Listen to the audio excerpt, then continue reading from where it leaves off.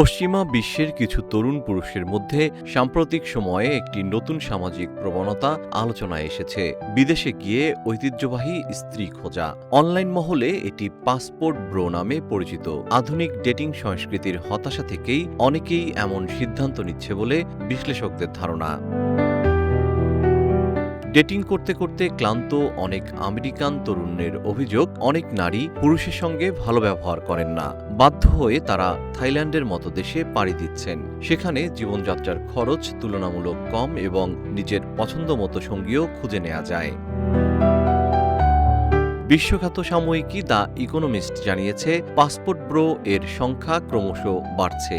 এ ধরনের ব্যক্তিরা বিভিন্ন অনলাইন প্ল্যাটফর্মে যেসব দেশের নারীরা বেশি নারীসুলভ বা পুরুষকে বেশি গুরুত্ব দেন তাদের প্রাধান্য দিচ্ছে।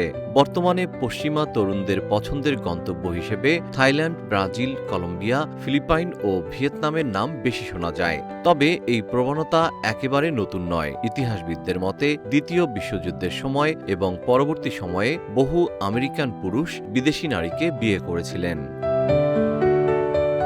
এই প্রবণতার পেছনে অর্থনৈতিক বাস্তবতাও গুরুত্বপূর্ণ ভূমিকা রাখছে।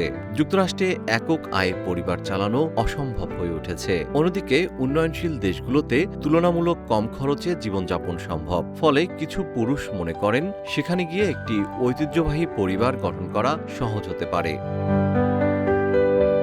তবে বিষয়টি নিয়ে সমালোচনাও রয়েছে, কারণ এই প্রবণতা নারীদের শোষণের ঝুঁকি বাড়াতে পারে এবং কখনো কখনো এটি যৌন পর্যটনের সঙ্গে সম্পর্কিত হয়ে উঠতে পারে। বিশেষজ্ঞদের মতে বিদেশে গিয়ে ভালোবাসা খোঁজা ভুল নয়, তবে বড় ধরনের অর্থনৈতিক বৈষম্য একটি সম্পর্কে ক্ষমতার ভারসাম্য নষ্ট করতে পারে, যা ভবিষ্যতে জটিলতা তৈরি করার ঝুঁকি বহন করে। জিএম শিহাব, রূপালী বাংলাদেশ।